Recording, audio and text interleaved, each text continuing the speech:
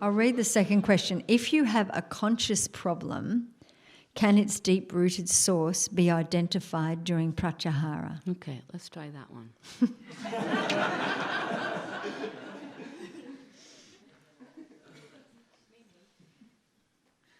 Because the answer is yes.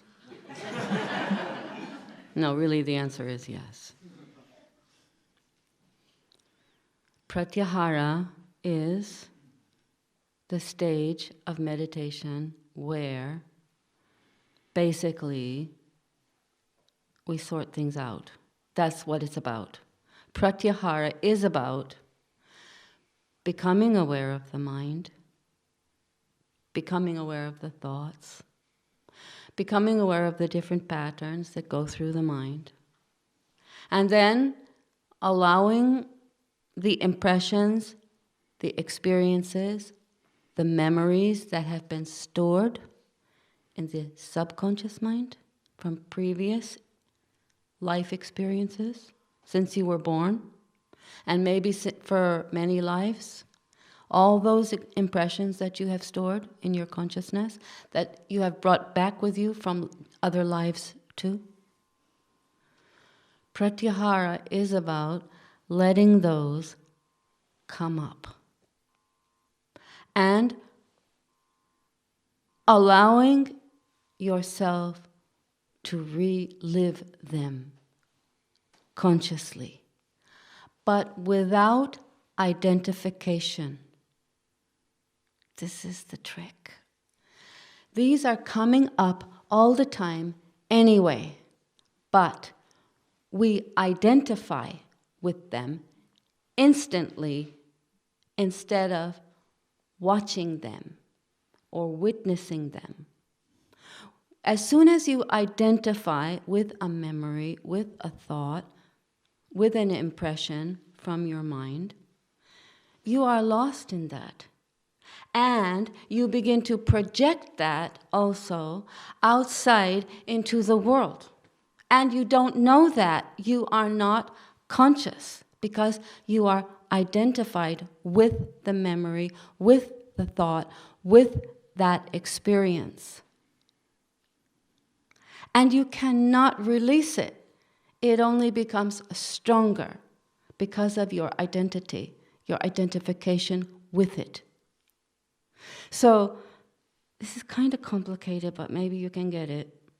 So, a very traumatic experience in your childhood, something really painful, maybe cruel, maybe unjust, maybe difficult, comes up again and again and again as you are growing up, even as you become mature, as you become older. Keeps coming up. And every time it comes up, you cry. You cry. And you forget everything around you and you just go into that. Have you ever experienced that? Does that happen to you? In one way or at some time or another. So when that is happening, the impression, the experience gets some kind of relief of expression. And it has to keep coming up because it needs that relief. But each time you identify with it, it gets stronger. So what we need to be able to do is let it come up, step back a little bit, and just see it as it is.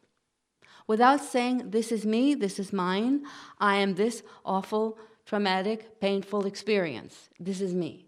Here I am, poor me. This is what we normally do.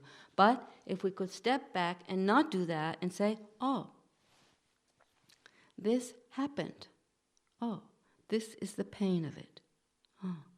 This is what was said. This is what was done. This was who did it. I was this old at that time. Just see it. Without even analyzing it actually, but just seeing it. Letting it unfold, letting it be there, letting it unfold. I'm not that.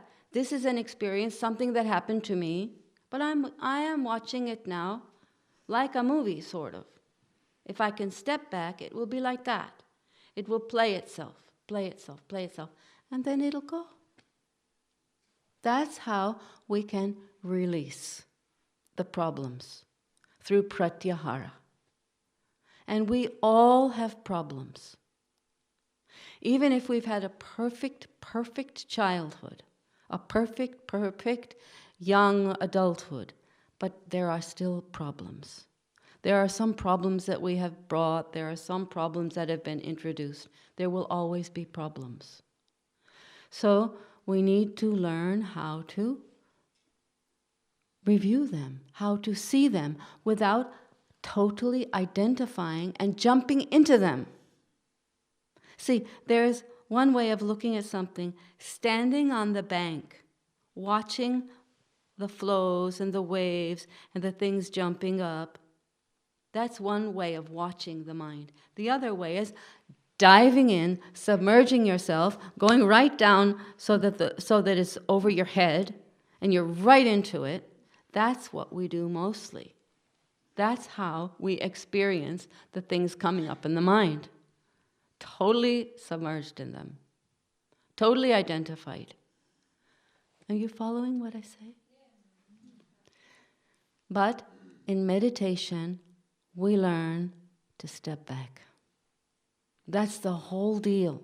If you don't step back, if you don't learn to step back, if you don't learn to develop a form of attention which is disassociated, it is just attention, that's all.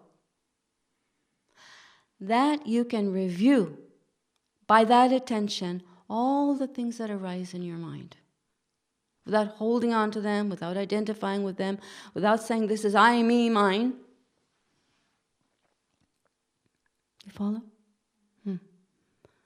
That's Pratyahara. It's a razor's edge. Because you will identify, you will fall in. And then you realize, oh my God, I've identified, I've fallen. You'll climb back out again. Soaking wet, dripping, you'll stand on the bank. Dripping with what? With that experience, with that impression, with that memory, with that samskara. Dripping. You'll stand on the bank and start watching it again and again and again. And you have to keep trying. Like a child learning to walk. How many times does it fall? It falls again and again and again and again and again. It gets up. Meditation's like that. Meditation is actually an effort. Most people think meditation means close the eyes and go to sleep. It does not mean that.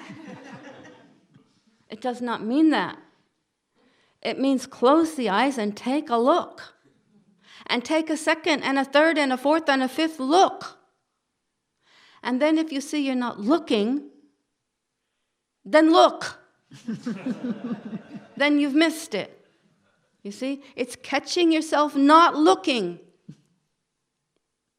And if nobody's there to help you look in the beginning, you'll never look. You'll never look. You'll just sit in a state of self-hypnosis and feel very proud of yourself that I've been sitting for half an hour in meditation every day. But for some strange reason, I'm not making any progress. I just don't understand. Must be the practice is no good. Must be that teacher is no good. Must be that mantra I've been given, it doesn't work. Because I'm not progressing. People say that. You know why they're not progressing? Now do you know? Can you guess? They're not looking. They're not looking. You know what meditation means in yogic terminology? There's a word for it. The word is dhyana. D-H-Y-A-N-A. Dhyana. Have you heard the word? Do you know what it means?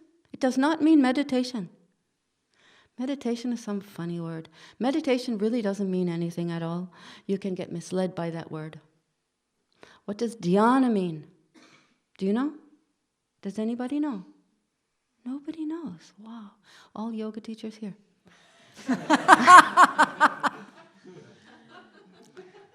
Dhyana means attention. Attention. Attention. Yeah. Close your eyes and attention.